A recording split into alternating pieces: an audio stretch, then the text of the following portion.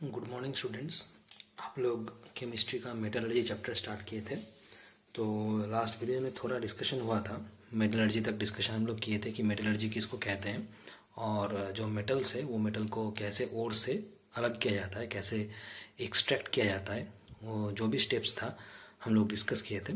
आज वहाँ से हम लोग डिस्कशन स्टार्ट करेंगे।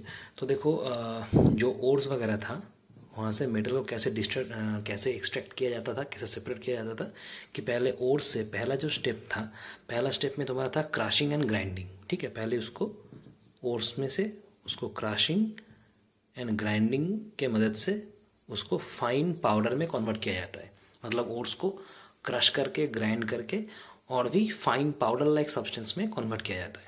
ठीक है, ये पहला स्टेप था। उसके बाद था कंसंट्रेशन ऑफ ओट्स, ये सेकंड स्टेप था कंसंट्रेशन। ठीक है, कंसंट्रेशन के बाद कौन सा स्टेप था? रोस्टिंग था, रोस्टिंग एंड कैल्सिनेशन, कैल्सिनेशन ये इसके बाद था। ठीक है, रोस्टिंग कैल्सिनेशन के बाद क्या था? रिफाइनिंग, मेटल्स को रिफाइन करना, रिफाइनिंग।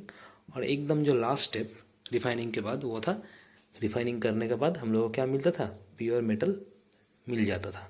तो ये टोटल स्टेप में मेटल को एक्सट्रैक्ट किया जाता है। ठीक है, अच्छा, इस स्टेप में जो ये क्रशिंग एंड ग्राइंडिंग जो है, ये वाला स्टेप मतलब पहले ओर्स में से जो ओर्स हम लोगों को बरामद होता है मिट्टी के नीचे से या नेचुरली जो ओट्स बरामद होता है, उसको पहले क्रशिंग एंड ग्राइंडिंग किया जाता है। ठीक है, बहुत फाइन पाउडर लाइक सब्सटेंस में इसको क्रश और ग्राइंड किया जाता है ओट्स को। तो इसका प्रोसेस है, इस प्रोसेस का एक नाम है, इस प्रोसेस को कहा जाता है पल्वेराइजेशन। इस प्रोसेस का नाम है पल्वेराइजेशन। स्पेलिंग ठीक से ध्यान देना, पल्वेराइजेशन, PULVERISATION। ठीक है, PULVERISATION, पल्वेराइजेशन। ये क्या प्रोसेस है ना? एक ऐसा प्रोसेस है जिसमें ओट्स को क्रश किया जाता है फाइन पाउडर लाइक सब्सटेंस में। मतलब oats are crushed and grind to a fine powder like substance. इस जो प्रोसेस है, जिस प्रोसेस में ये क्रशिंग किया जाता है, उस प्रोसेस का नाम है पल्वराइजेशन। ठीक है, तो ये पढ़ना होगा। ठीक है, अच्छा, उसका हम लोग कंसंट्रेशन पढ़ेंगे कि कंसंट्रेशन स्टेप में एक्चुअली होता क्या है। ठीक है, तो क्रशिंग ग्राइंडिंग हो गया, इसके बाद कंसंट्रेशन में आते हैं, इसके बाद एक के बाद एक रोस्टिंग कैल्सिनेशन जो भी है पढ़ेंगे। तो इसके बाद आएगा कंसंट्रेशन, कंसंट्रेशन ऑफ ओट्स। इसमें क्या होता है कंसंट्रेशन ऑफ ओट्स में? इस कंसंट्रेशन का दूसरा नाम भी है, इसको ड्रेसिंग भी कहा जाता है। ड्रेसिंग, ड्रेसिंग भी कहा जाता है। कंसंट्रेशन या ड्रेसिंग ऑफ ओट्स, ये इसको ड्रेसिंग भी कहा जाता है। ठीक है, तो देखो इस प्रोसेस में क्या होता है कि जो भी ओट्स में इम्प्यूरिटी है, जो भी ओट्स में इम्प्यूरिटी मिलता है, जिसको हम लोग गैंग्यू कहते हैं, ये पिछले वीडियो में हम लोग पढ़ाए थे कि ओट्स में जो भी इम्प्यूरिटी मिलता है हम लोगों को या गैंग्यू मिलता है हम लोगों को, जैसे स्टोन हो गया, कुछ सैंड हो गया, बालू हो गया, कुछ भी हो गया, उसको निकाल दिया जाता है। ठीक है, उसको रिमूव कर दिया जाता है। ये जो प्रोसेस है, रिमूव करने वाला जो प्रोसेस है, इस प्रोसेस को ही ड्रेसिंग या कंसंट्रेशन कहा जाता है। ठीक है, तो ये बेसिकली क्या है? प्रोसेस ऑफ रिमूविंग गैंग्यू और इम्प्यूरिटीज। ठीक है, हम लोग क्या लिखेंगे? प्रोसेस ऑफ रिमूविंग इम्प्यूरिटीज, इसको गैंगू भी कहा जाता है। इम्प्यूरिटीज या गैंगू, जिस प्रोसेस में रिमूव किया जाता है उसको कंसंट्रेशन या ड्रेसिंग ऑफ ओट्स कहते हैं। ठीक है, और जो प्यूरिफाइड ओर हम लोगों को मिलता है, मतलब कंसंट्रेशन होने के बाद, ड्रेसिंग होने के बाद जो प्यूरिफाइड ओर हम लोगों को मिलता है, उसको कहा जाता है कंसंट्रेटेड ओर। उसको क्या कहा जाता है? Concentrated ore, concentrated ore, CONCRETATED,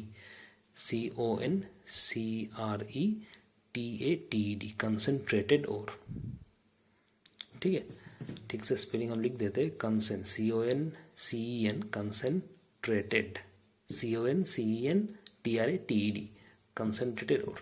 ठीक है, ये बेसिकली क्या है? प्यूरिफाइड ओर, मतलब सब इम्प्यूरिटीज रिमूव करने के बाद जो प्यूरिफाइड ओर हम लोगों को बरामद होता है, उसको ही कहा जाता है कंसंट्रेटेड ओर।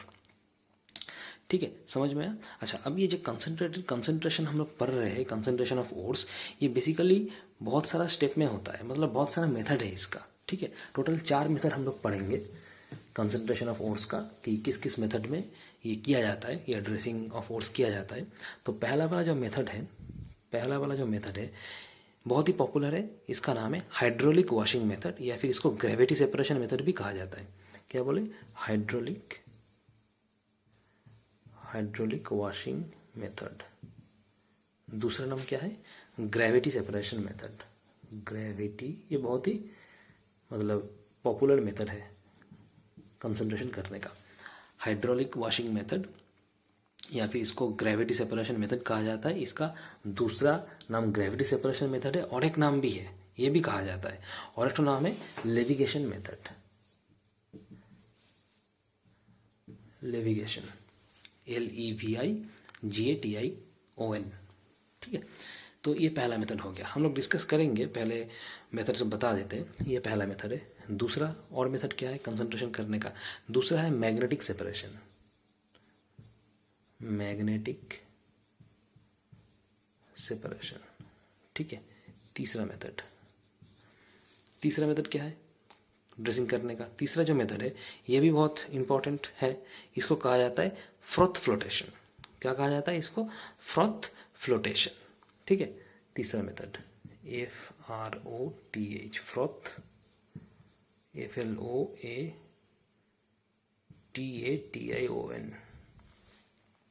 स्पेलिंग ठीक से देखना, FROTH, froth, FLOATATION, froth flotation. ये तीसरा मेथड है। चौथा मेथड, लास्ट मेथड कंसंट्रेशन का, चौथा जो मेथड है ये भी एक कॉमन मेथड है, ठीक है। इसका नाम है केमिकल मेथड और लीचिंग। केमिकल मेथड या फिर दूसरा नाम है लीचिंग, ठीक है। ये चारों मेथड है। इस चारों मेथड से ओट्स को कंसंट्रेट किया जाता है या ड्रेसिंग किया जाता है, मतलब प्यूरिफाई किया जाता है। तो इसमें से ये जो तीनों मेथड है ये तुम लोग का सिलेबस में है। ये तीनों मेथड हम लोग पढ़ेंगे। लास्ट वाला जो केमिकल मेथड और लीचिंग मेथड है ये सिलेबस में नहीं है, ठीक है। अगर पढ़ना चाहते हो तो रीडिंग एक बार पढ़ सकते हो बुक से। तो हम ये तीनों मेथड डिस्कस करने वाले हैं, ठीक है। चलो स्टार्ट करते हैं। पहला जो मेथड है हाइड्रोलिक वॉशिंग मेथड या ग्रेविटी सेपरेशन मेथड, या फिर उसका तीसरा नाम है लेविगेशन मेथड, ठीक है। देखो इसका जो मेन पढ़ना होगा प्रिंसिपल, किस प्रिंसिपल के ऊपर ये मेथड आधारित है, ठीक है। कौन से प्रिंसिपल के ऊपर ये मेथड आधारित है? तुम नाम से अंदाज़ा लगा सकते हो। ये जो ग्रेविटी सेपरेशन लिखा हुआ है ना मेथड का दूसरा नाम, यही इसका मेन प्रिंसिपल है। मतलब जो भी तुम सेपरेट करोगे, ठीक है, जो भी हम लोग सेपरेट करेंगे ओड वाला और इम्प्यूरिटी, यही तो मेन सेपरेट किया जाता है ना, कि ओड्स से जो इम्प्यूरिटी है, जो भी गैंग्यू है, उसको रिमूव किया जाता है। तो ओड्स का जो डेंसिटी होगा और इम्प्यूरिटीज़ का जो डेंसिटी होगा, ये डेंसिटी डिफरेंस को मेन ये प्रिंसिपल है। मतलब डेंसिटी डिफरेंस ही इसका मेन प्रिंसिपल है। मतलब ओड्स का डेंसिटी और जो तुम रिमूव कर रहे हो उसका डेंसिटी, ये दोनों डेंसिटी का डिफरेंस ही इस मेथड का प्रिंसिपल है। समझ में आया? तो हम लोग क्या लिखेंगे प्रिंसिपल में कि the difference in the densities of the ore and the impurities, और इसको तुम गैंगू भी लिख सकते हो, जो गैंगू है वही इम्प्यूरिटीज है, इज द मेन क्राइटेरिया। यही इसका मेन प्रिंसिपल है, इसके ऊपर ये आधारित है ये मेथड, ठीक है। अच्छा मेथड क्या है? इसके लिए तुम्हें अपना बुक ओपन करना होगा, क्योंकि उसमें डायग्राम दिया हुआ है, पिक्चर दिया हुआ है, तो और अच्छी तरीके से समझ में आएगा। अपना बुक ओपन करो, पेज नंबर तुम्हारा 125 पेज। देखो इसमें क्या है, मेथड लिखा हुआ है। क्या लिखा हुआ है देखो, the ore is poured over a sloping vibrating corrugated table.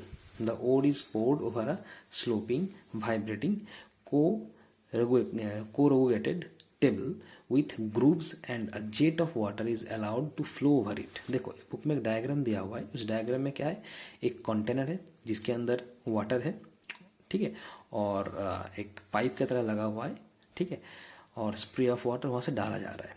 तो क्या कह रहा है कि जो ओट्स हम लोग को प्यूरीफाई करना है उसको एक स्लोपिंग वाइब्रेटिंग कोरुगेटेड टेबल के ऊपर रखना है, ठीक है, और उसके ऊपर एक फ्लो ऑफ वाटर उसको ऊपर वाटर फ्लो करवाना है, जो कि पिक्चर में तुम देख सकते हो कि स्प्रे ऑफ वाटर करके जो लिखा हुआ है उसके ऊपर वाटर दे रहा है, ठीक है। अच्छा इससे क्या होगा, the denser ore particles settle down in the groups and the lighter gangue particles are wash down by water easily. मतलब इसके तरफ क्या होगा, इसके लिए क्या होता है, तुम वाटर फ्लो करवाओगे तो जो इम्प्यूरिटीज़ जो बहुत ही हल्का है वो इजीली वॉश होकर बाहर निकल जाएगा, और जो भारी है वो नीचे कंटेनर में या ग्रुप्स में जमा होगा। ठीक है, तो इस तरीके से हम लोग सेपरेट कर सकते हैं, क्योंकि जो ओट्स वगैरह रहेगा वो तो भारी होगा। ठीक है, वो एकदम नीचे कंटेनर के अंदर तुम्हारा जमा होगा। ठीक है, और जो इम्प्यूरिटीज़ है वो इम्प्यूरिटीज़ क्या होगा, वाटर की तरह जो जब तुम वाटर फ्लो करवाओगे या वाटर उसके ऊपर चढ़ाओगे तो वाटर से फ्लो होके एकदम बाहर निकल जाएगा। ठीक है, क्योंकि वो तो हल्का होगा। इस तरीके से हम लोग सेपरेट कर सकते हैं। इसमें देखो लिखा हुआ है कि oxide ores of iron and tin are concentrated by this method. मतलब आयरन का जो ऑक्साइड ओर है और टीन का जो ऑक्साइड ओर है इसी मेथड में सेपरेट किया जाता है। ठीक है, ये जो हाइड्रोलिक वॉशिंग या ग्रेविटी सेपरेशन मेथड हम लोग पढ़ रहे हैं। ठीक है, तो बहुत ही एकदम ईजी, बहुत ही सिंपल मेथड है ये। ठीक है, तुम्हें ज़्यादा कुछ ज़रूरत नहीं है, सिर्फ एक कंटेनर का ज़रूरत है। ठीक है, वाटर उसमें जो ओट्स सेपरेट करना चाहते हो, जो इम्प्यूरिटीज़ रिमूव करना चाहते हो, एक ओट्स कंटेनर में लेना है। और जब तुम वाटर उसमें फैलाओगे तो जो लाइटर पार्टिकल्स है, मतलब जो इम्प्यूरिटीज़ है, वो वाटर की तरह वॉश होकर बाहर निकल जाएगा, एकदम बाहर चला जाएगा through the flow of water. और जो हेवी पार्टिकल्स है, मेटल्स जो है, जो हम लोगों को चाहिए होगा, वो तुम्हें कंटेनर में अंदर या ग्रुप में मिल जाएगा। ठीक है, इस तरीके से सेपरेट कर सकते हैं। तो बहुत ही सिंपल, बहुत ही एकदम ईजी मेथड है। दूसरा मेथड क्या था हम लोगों का, मैग्नेटिक सेपरेशन। मैग्नेटिक सेपरेशन, ठीक है, ये क्या मेथड है, देखो इसका भी प्रिंसिपल होगा जैसे ड्रेसिंग तुम्हारा इस कंसंट्रेशन ड्रेसिंग ऑफ ओर में ये जो मेथड है हाइड्रोलिक वॉशिंग, इसका जो प्रिंसिपल हम लोग पढ़े, इसका भी प्रिंसिपल होगा मैग्नेटिक सेपरेशन का। मैग्नेटिक सेपरेशन नाम से ही तुम लोगों को पता हो जाना चाहिए कि इसका प्रिंसिपल क्या हो सकता है, कि ये मैग्नेटिक प्रॉपर्टी, मतलब ओर्स का जो मैग्नेटिक प्रॉपर्टी होगा उसी को प्रिंसिपल करके ये मेथड डिस्कवर हुआ है। ठीक है, तो यहाँ पे मेन जो प्रिंसिपल होगा ये मैग्नेटिक प्रॉपर्टीज, ओर्स का मैग्नेटिक प्रॉपर्टीज, ये प्रिंसिपल है इसका। ठीक है, क्या लिखेंगे, मैग्नेटिक प्रॉपर्टीज ऑफ ओर्स, ये इसका प्रिंसिपल है। ठीक है, मेथड क्या है, देखो बुक में लिखा हुआ है बुक में, the crushed ore is placed over a conveyor belt. इसमें भी देखो एक डायग्राम है जिसमें देखो एक मैग्नेटिक व्हील है। ठीक है, एक नॉन मैग्नेटिक ओर है, नॉन मैग्नेटिक व्हील है। ठीक है, तो ये जो जिसको तुम क्रश किए हो, जिस ओर को क्रश किए हो, उसके बाद कंसंट्रेट करना चाहते हो, प्यूरिफाई करना चाहते हो, उस क्रश्ड ओर को एक कन्वेयर बेल्ट के ऊपर रखना होगा। देखो कन्वेयर बेल्ट लिखा हुआ है नीचे, कन्वेयर बेल्ट के ऊपर रखना होगा। ठीक है, which rotates around 2 metal wheels, one of which is magnetic. ये जो कन्वेयर बेल्ट है इसके साथ 2 मैग्नेटिक व्हील जुड़ा हुआ है। ठीक है, 2 मेटल व्हील जुड़ा हुआ है जिसमें से कि एक मैग्नेटिक है, एक मैग्नेटिक नहीं है।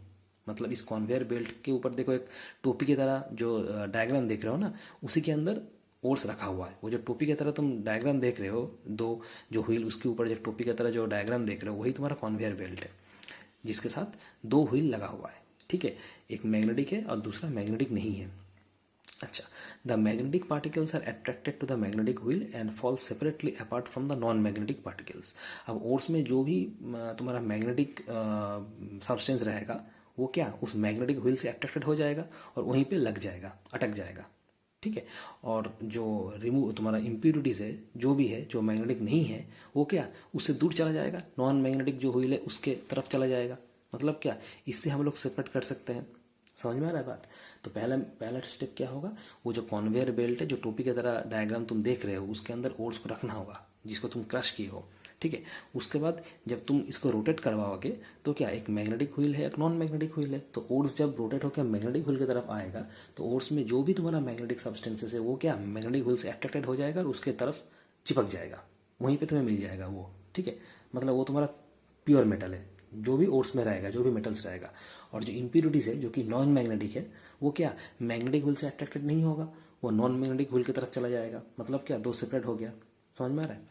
ठीक है, उसका इसके बाद देखो क्या लिखा हुआ है, this method is used to concentrate tin stone SnO2, it contains magnetic oxide of iron Fe3O4 as impurity. तो इस मेथड में देखो किसको सेपरेट किया जाता है, ये जो मैग्नेटिक सेपरेशन है इसमें लिखा हुआ है। देखो इस मेथड में क्या सेपरेट किया जाता है, स्टोन को सेपरेट किया जाता है। मतलब जो टीन स्टोन है उसको सेपरेट किया जाता है, उसको कंसंट्रेट किया जाता है। टीन स्टोन मतलब क्या, SnO2।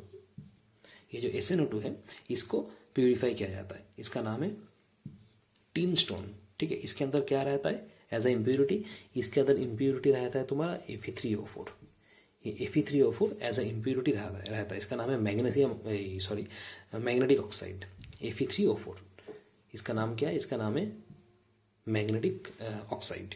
ये magnetic oxide as a impurity इस टीन ऑक्साइड के अंदर रहता है या टीन स्टोन के अंदर रहता है। तो इसको तुम कैसे सेपरेट करोगे? ये मैग्नेटिक सेपरेशन से, क्योंकि ये जो Fe है ये तो आयरन है ना, तो आयरन क्या मैग्नेट से अट्रैक्ट हो जाएगा, तो जितना भी SnO2 के अंदर Fe3O4 रहेगा एज ए इम्प्योरिटी सब मैग्नेटिक व्हील में अटक जाएगा। और जो प्योर तुम्हारा मेटल तुम्हें चाहिए जो कि ये है टीन है, वो तुम्हें नॉन मैग्नेटिक व्हील के अंदर मिल जाएगा। समझ में आ रहा है? चलो, तो ये हो गया दूसरा मेथड। तीसरा जो लास्ट अंतिम मेथड है वो है फ्रूथ फ्लोटेशन, FROTH, फ्रूथ फ्लोटेशन। ठीक है, तो बाकी सब की तरह इसका भी प्रिंसिपल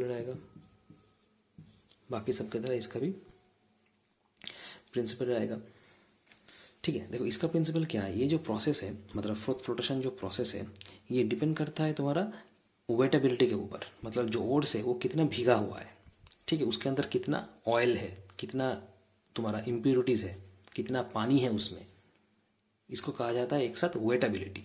ठीक है, तो इसके ऊपर डिपेंड करता है, क्या बोले, वेटेबिलिटी, WETTABILITY, वेटेबिलिटी। इसका नाम है वो पार्टिकल जो तुम ओट्स जो तुम रिमूव करोगे, ठीक है, उसके अंदर कितना वेटेबिलिटी है, कितना वेटेबिलिटी है, मतलब क्या, वो कितना उसके अंदर कितना ऑयल है, कितना तेल है, या फिर कितना तुम्हारा इम्प्योरिटीज़ है, जो पानी मिलावट है, ठीक है, इसके ऊपर डिपेंड करता है। देखो बुक में लिखा हुआ है प्रिंसिपल के अंदर, this process depends on the preferential wettability of the ore with oil, pine oil and the gangue particles by water.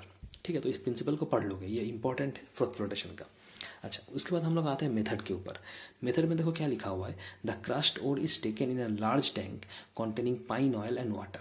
जो क्रस्ट मटेरियल है, जो क्रस्ट ओर है, उसको पहले प्यूरिफाई करने से पहले, कंसनट्रेट करने से पहले एक लार्ज टैंक में लिया जाएगा जिसके अंदर ऑलरेडी पहले से ही पाइन ऑयल और वाटर रहेगा, उसके अंदर डाल देना होगा उस क्रस्ट ओर को। ठीक है, उसके बाद potassium ethyl xanthate is added to it, a current of compressed air is passed in the tank. इसके बाद इसमें क्या डालना है, potassium ethyl xanthate, potassium ethyl xanthate. ठीक है, ये पोटाशियम इथाइल ज़ैंथेट क्या है, ये पोटाशियम इथाइल ज़ैंथेट एक बेस होता है। ठीक है, इसको ऐड करना होगा उसके अंदर। ठीक है, उसके बाद उस सॉल्यूशन के अंदर से एक एयर को पास करवाना होगा, मतलब उस टैंक के अंदर से एक एयर को पास करवाना होगा। ठीक है, the whole mass is agitated, जितना भी सॉल्यूशन है उसमें एयर पास करने के बाद वो क्या हो जाएगा, थोड़ा सा गर्म हो जाएगा। अच्छा, the ore is wetted by the oil and the get separated from the gangue in the form of froth. मतलब जो ओड भीग जाएगा, मतलब तुम तो क्रस्ट ओर के बाद क्या डाले थे, एक टैंक में क्या था, पहले से ही ऑयल था और वाटर था, उसके अंदर तुम क्रस्ट ओर डाले थे, मतलब क्रस्ट ओर क्या हो जाएगा, वेट हो जाएगा, भीग जाएगा। ठीक है, तो वो इजीली क्या हो जाएगा, एयर पास करने के बाद इजीली गैंगू से अलग हो जाएगा in the form of froth. Froth मतलब क्या, प्योर मेटल। ठीक है, अच्छा, the impurities get wetted by water and remain behind in the tank. जो इम्प्योरिटीज है वो क्या, पानी जो था पहले से ही टैंक में, उसके साथ क्या हो जाएगा, एकदम मतलब भीग जाएगा और टैंक के अंदर ही रह जाएगा, और जो प्योर मेटल है वो तुम्हें बाहर वापस मिल जाएगा। ठीक है, ये प्योर मेटल क्यों वापस मिलेगा, क्योंकि जो ओर में जो प्योर मेटल है वो बहुत ही लाइट होता है। ठीक है, और जब तुम उसको पूरा ओर को एकदम टैंक के अंदर जो पहले से तेल था, पानी था, उसके अंदर डालोगे ना, तो जो प्योर मेटल होगा ओर के अंदर वो बहुत ही हल्का होता है, तो एकदम वो सरफेस के ऊपर आ जाएगा क्योंकि हल्का है। और नीचे क्या रहेगा, वो जो इम्प्योरिटीज़ है वो एकदम भीगा हुआ नीचे मिलेगा तुमको, तो तुम नीचे उसको सेपरेट कर लोगे और ऊपर से सरफेस से तुम क्या, प्योर मेटल उसको कलेक्ट कर सकते हो। तो इसी को कहा जाता है फ्रॉथ फ्लोटेशन। फ्लोटेशन, इस फ्लोटेशन का मीनिंग है, फ्लोटेशन मतलब क्या, फ्लोट करना, मतलब जो प्योर मेटल वगैरह होगा ओर्स में से वो क्या एकदम फ्लोट करने लगेगा, सरफेस के ऊपर आ जाएगा, क्योंकि बहुत ही हल्का है, बहुत ही लाइट है, इसलिए इसका नाम है फ्रॉथ फ्लोटेशन। ठीक है, इसके बाद देखो क्या लिखा हुआ है, एक डायग्राम दिया हुआ है। देखो डायग्राम के अंदर क्या है, टैंक है। ठीक है, टैंक में क्या था, पहले से पानी था, ऑयल था, और उसके बाद तुम क्या डाले थे, क्रस्ट ओर डाले थे। ठीक है, इसके बाद तुम्हें वो जो पोटाशियम इथाइल ज़ैंथेट डालना था, एक बेस की तरह काम करता है, और उसके बाद एयर पास करवाना होगा।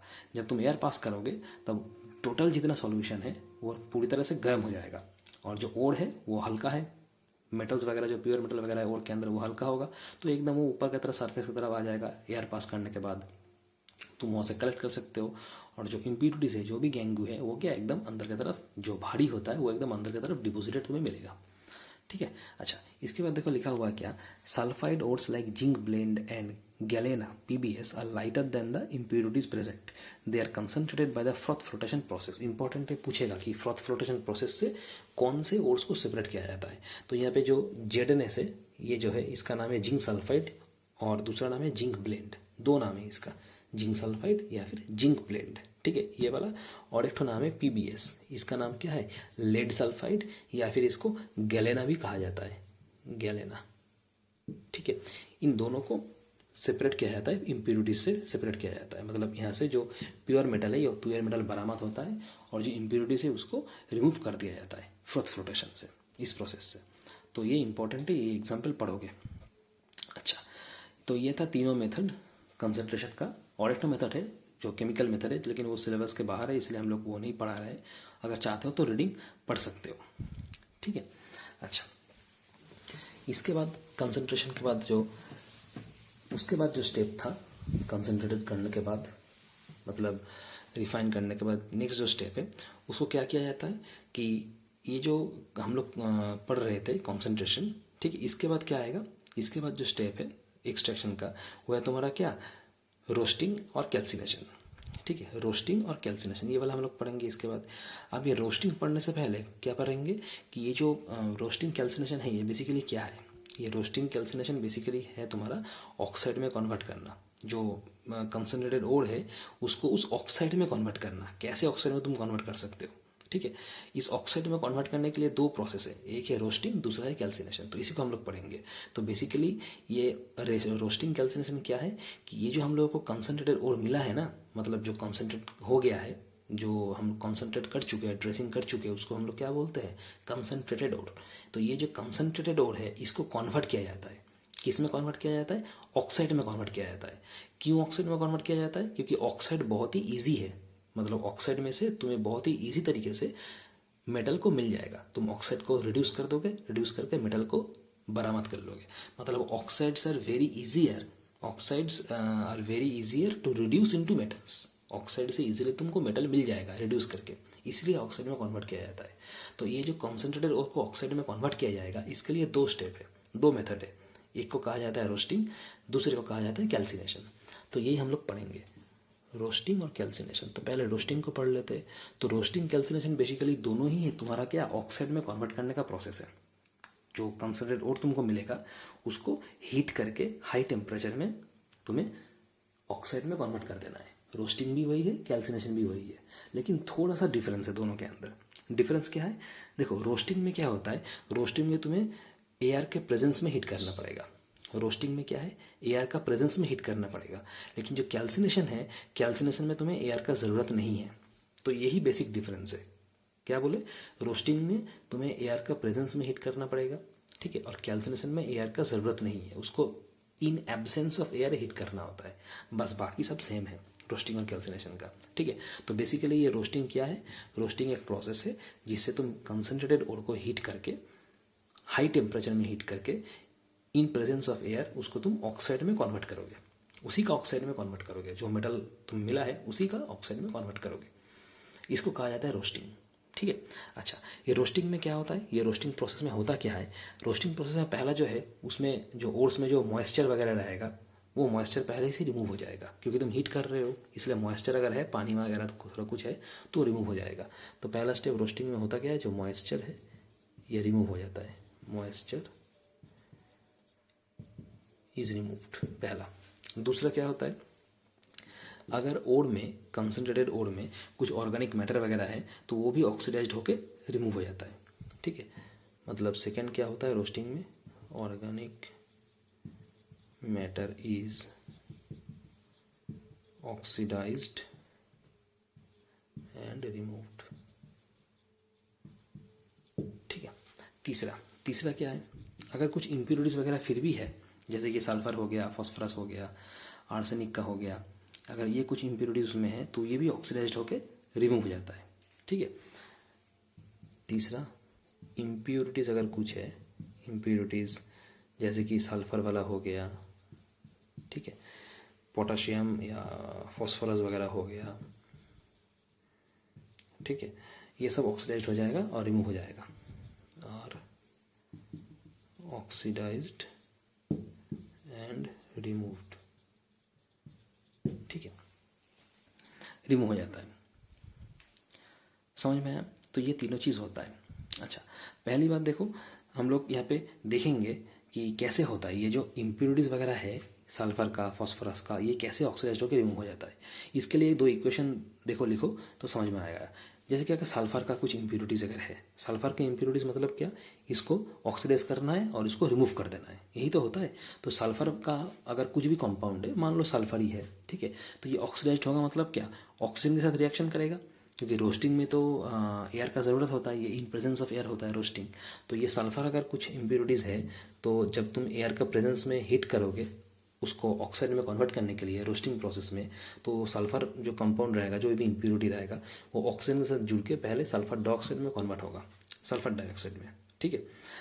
सेम चीज़ फॉस्फोरस के साथ भी होता है। अगर फॉस्फोरस भी रहता है सल्फर की जगह एज ए इम्प्योरिटी, तो ये भी सेम पहले ऑक्सीजन के साथ कॉम्बाइन हो जाएगा, क्योंकि in presence of air heat करना होता है, कॉम्बाइन होके ये 5 ऑक्सीजन की ज़रूरत है, तो ये भी क्या ऑक्सीडाइज हो जाएगा, P4O10 ऑक्सीडाइज हो जाएगा और रिमूव हो जाएगा, ठीक है। समझ में आ रहा है? तो इस तरीके से होता है। और भी रहता है, सल्फर फॉस्फोरस रहता है, आर्सेनिक का भी रहता है, आर्सेनिक का अगर इम्प्योरिटीज रहता है फिर भी होता है। आर्सेनिक का फॉर्मूला तुम्हारा है AS, ये भी सेम ऑक्सीजन के साथ रिएक्शन करके in presence of air remove हो जाएगा ऑक्साइड होके।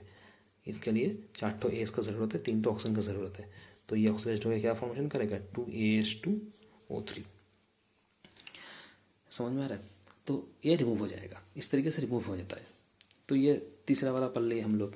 चौथा में क्या होता है रोस्टिंग प्रोसेस में, चौथा होता है अगर मेटल सल्फाइड वगैरह है तो भी वो ऑक्सीडाइज होके मेटल ऑक्साइड में कन्वर्ट हो जाएगा। मतलब अगर मेटल सल्फाइड है ओर में, तो वो भी मेटल ऑक्साइड में कन्वर्ट हो जाएगा, मतलब मेटल सल्फाइड से मेटल ऑक्साइड में कन्वर्ट हो जाएगा, ठीक है।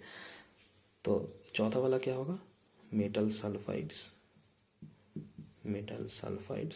Are oxidised, metal sulfides are oxidized to metal oxides। Metal sulphate वगैरह भी है तो भी ये ऑक्साइड होकर मेटल ऑक्साइड्स में कन्वर्ट हो जाएगा, ऑक्साइड्स में मेटल ऑक्साइड्स में कन्वर्ट हो जाएगा, ठीक है। मेटल सल्फेट जैसा मान लो अगर जिंक सल्फाइड है, तो अगर कोई भी मेटल सल्फेट मान लो जिंक सल्फाइड है, तो ये भी क्या ऑक्सीडाइज्ड होगा, होके मेटल ऑक्साइड में कन्वर्ट होगा। तो ऑक्सीडाइज्ड होगा मतलब क्या, ऑक्सीजन के साथ रिएक्शन करेगा। कितना ऑक्सीजन चाहिए इसके लिए, 3 ऑक्सीजन का ज़रूरत है, और यहाँ पे 2 जिंक ब्लेंड या जिंक सल्फेट का ज़रूरत है। तो ऑक्सीजन के साथ रिएक्शन होकर ऑक्सीडाइज हो जाएगा, क्या फॉर्मेशन करेगा, ऑक्सीडाइज होगा, मतलब जिंक सल्फेट से ये जो जिंक सल्फेट है, सॉरी जिंक सल्फाइड है, जेडएनएस मतलब जिंक सल्फाइड, ठीक है, जिंक सल्फाइड, ये जिंक सल्फाइड से क्या हो जाएगा, ऑक्सीडाइज हो जाएगा, मतलब जिंक ऑक्साइड तुम्हें मिलेगा, मेटल ऑक्साइड।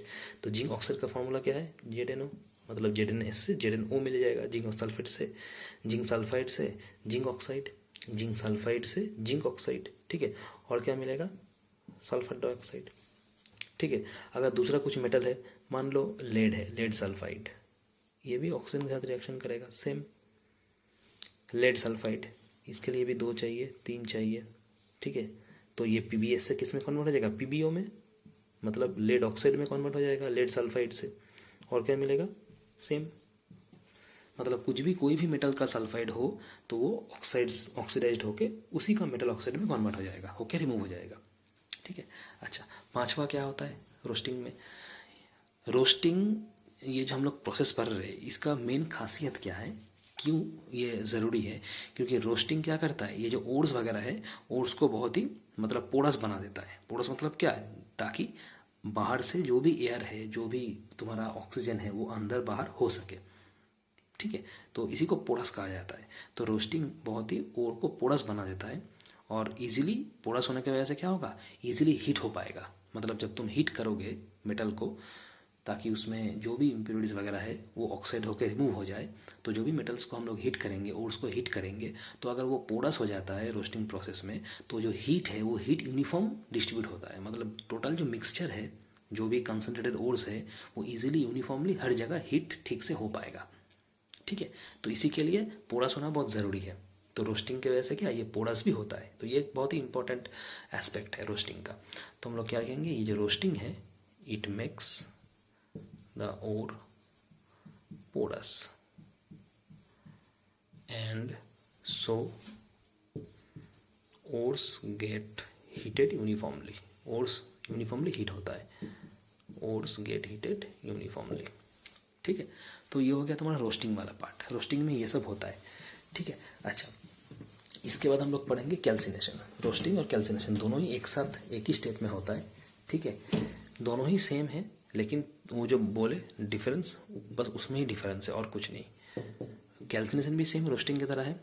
ठीक है, कैल्सिनेशन भी सेम रोस्टिंग की तरह। इसको तुम कॉन्सेंट्रेट और जो है उसको अगर तुम हीट करोगे हाई टेम्परेचर में, ठीक है, लेकिन इन एब्सेंस ऑफ एयर, इसमें एयर नहीं होना चाहिए। जैसे कि रोस्टिंग में एयर था, in presence of air, calcination में तुम्हारा एयर नहीं होगा, इन एब्सेंस ऑफ एयर इसको हीट करना होगा हाई टेम्परेचर में। तो क्या होगा, ये जो ओर्स वगैरह है ये तुम्हें कहाँ मिलेगा, वो ऑक्साइड में कन्वर्ट हो जाएगा। जिस ओर्स को तुम हीट करोगे, जिसी का ओर्स को तुम हीट करोगे, उसी का तुम्हें क्या मिलेगा, ऑक्सीडाइज मिलेगा। वो ऑक्सीजन में ऑक्साइड में कन्वर्ट हो जाएगा। तो रोस्टिंग और ये जो कैल्सिनेशन है टोटली बेसिकली सेम है। ठीक है, लेकिन सिर्फ एक ही डिफरेंस है कि रोस्टिंग में क्या एयर का ज़रूरत है, in presence of air heat करना है हाई टेम्परेचर में। कैल्सिनेशन में इन एब्सेंस ऑफ एयर, इसमें एयर रहेगा।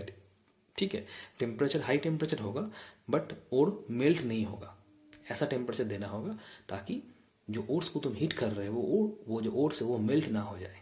ठीक है, इसलिए एक सफिशिएंट टेम्परेचर मेंटेन करना होगा ताकि वो ऑक्साइड में कन्वर्ट हो जाए। ठीक है, जो भी तुम ओर लोगे, चाहे वो कार्बोनेट का हो, ऑक्साइड का हो, सल्फाइड का हो, वो कन्वर्ट हो जाएगा किसमें, उसी का मेटल ऑक्साइड में। इसी को कैल्सिनेशन कहा जाता है। तो इस कैल्सिनेशन प्रोसेस में जो मेटल कार्बोनेट है, मेटल हाइड्रोक्साइड है, बेसिकली ये सब कुछ ही ऑक्साइड में कन्वर्ट होता है। क्या होता है कैल्सिनेशन में, मेटल कार्बोनेट्स जो रहता है, मेटल कार्बोनेट्स या फिर मेटल हाइड्रोक्साइड्स यही कन्वर्ट होता है, उसी का ऑक्साइड में कन्वर्ट हो जाता है in absence of air. Air रहेगा नहीं। ठीक है, जैसे कि अगर मान लो कैल्शियम कार्बोनेट, ये भी एक मेटल कार्बोनेट है, कैल्शियम कार्बोनेट। ठीक है, ये भी क्या होगा, इन एब्सेंस ऑफ एयर इसको अगर हीट करोगे तो ये कैल्शियम कार्बोनेट क्या होगा, इसी का ऑक्साइड में कन्वर्ट होगा। मतलब क्या, कैल्शियम ऑक्साइड। ठीक है, और क्या होगा, कार्बन डाइऑक्साइड निकल जाएगा। ठीक है, अगर मान लो तुम जिंक कार्बोनेट लेते हो, जिंक का कार्बोनेट, ये भी सेम, तुम्हें क्या मिलेगा, जिंक कार्बोनेट से इसी का ऑक्साइड फॉर्म, मतलब जिंक ऑक्साइड मिलेगा और कार्बन डाइऑक्साइड निकल जाएगा। ठीक है, समझ में आ रहा है। तो ये है तुम्हारा कैल्सिनेशन वाला प्रोसेस। ठीक है, अच्छा तुम लोग का बुक में देखो डिफरेंस लिखा हुआ है, कैल्सिनेशन और रोस्टिंग का डिफरेंस बहुत ही इंपॉर्टेंट है। एक पॉइंट तो हम बता दिए कि कैल्सिनेशन प्रोसेस में तुम्हें एब्सेंस ऑफ एयर हीट करना होता है ओर्स को, और रोस्टिंग प्रोसेस में उसको हीट करना होगा इन प्रेजेंस ऑफ एयर, मतलब एयर रहेगा। एक्चुअली जो एयर होता है ना वो एक्सेस होता है, मतलब रोस्टिंग में in presence of air heat करना होता है, तो वो जो एयर रहता है वो एक्सेस एयर देना होगा, मतलब ज़रूरत से ज़्यादा। ठीक है, तो ये एक डिफरेंस हो गया। दूसरा डिफरेंस क्या होता है कि रोस्टिंग में जनरली अगर सल्फाइड ओर है उसी को रोस्ट किया जाता है। ठीक है, ताकि सल्फर डाइऑक्साइड बाहर निकल जाए और तुम्हें उस मेटल का ऑक्साइड मिल जाएगा। जनरली यही होता है रोस्टिंग में। ठीक है, सल्फाइड ओर्स को ही रोस्ट किया जाता है। और वही उसी के साथ साथ जो कैल्सिनेशन में होगा, इसमें मेनली जो कार्बोनेट ओर है, जो हाइड्रोक्साइड ओर है, इसको रोस्ट किया जाता है। मतलब उसी से जो कार्बोनेट ओर है, हाइड्रोक्साइड ओर है, उसी को हीट किया जाएगा ताकि कार्बन डाइऑक्साइड या फिर वाटर वेपर बाहर निकल जाए। ठीक है, तो यही मेन डिफरेंस है रोस्टिंग और कैल्सिनेशन का, इसको पढ़ोगे। ठीक है, तो ये हो गया तुम्हारा रोस्टिंग या कैल्सिनेशन वाला स्टेप। ठीक है, एक्सट्रैक्शन का हम लोग जो स्टेप पढ़ रहे थे, ये रोस्टिंग और कैल्सिनेशन वाला स्टेप है। इसके बाद क्या होगा, रोस्टिंग और कैल्सिनेशन के बाद इसके बाद जो स्टेप आता है एक्सट्रैक्शन का, वो है रिडक्शन। ठीक है, याद करो जो जो स्टेप्स हम लोग पढ़ रहे थे ओर्स का, उसमें पहला स्टेप क्या था, क्रशिंग एंड ग्राइंडिंग। उसके बाद क्या था, कंसंट्रेशन। उसके बाद क्या था, रोस्टिंग और कैल्सिनेशन। उसके बाद क्या आएगा, रिडक्शन। इसके बाद रिफाइन करना होगा। उसके बाद हम लोग को प्योर मेटल मिल जाएगा। तो अगला स्टेप हम लोग क्या पढ़ेंगे, रिडक्शन। ठीक है, अगला स्टेप हम लोग पढ़ेंगे रिडक्शन। कैसे रिडक्शन करेंगे, जो मेटल ऑक्साइड हम लोगों को मिला था रोस्टिंग कैल्सिनेशन प्रोसेस में, जो भी मेटल ऑक्साइड मिला था उसी को रिड्यूस किया जाता है, उसी का रिडक्शन है। किस में रिडक्शन करेंगे, मेटल्स में रिडक्शन करेंगे।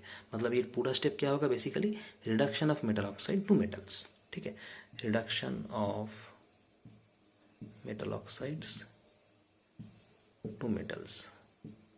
ठीक है, तो बेसिकली ये जो स्टेप है ये हम लोग नेक्स्ट क्लास में डिस्कस करने वाले हैं। ठीक है, तो थोड़ा सा हम बता देते हैं कि reduction of metal oxides to metal क्या होता है। देखो, इसके लिए जो एक्टिविटी सीरीज़ है ये पढ़ना होगा, क्योंकि हम लोग एक्टिविटी सीरीज़ पढ़ाए थे। ठीक है, एक्टिविटी सीरीज़ को पढ़ना होगा।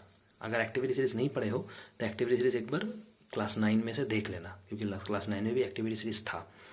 कुछ मेटल्स को in the order of increasing reactivity arrange कर दिया गया था। ठीक है, एकदम डिसेंडिंग ऑर्डर में, मतलब सबसे बड़े से सबसे नीचे की तरफ डिसेंडिंग ऑर्डर में अरेंज कर दिया गया था। उस रिएक्टिविटी सीरीज़ को अच्छी तरीके से पढ़ना होगा, क्योंकि उस रिएक्टिविटी सीरीज़ में काम आएगा।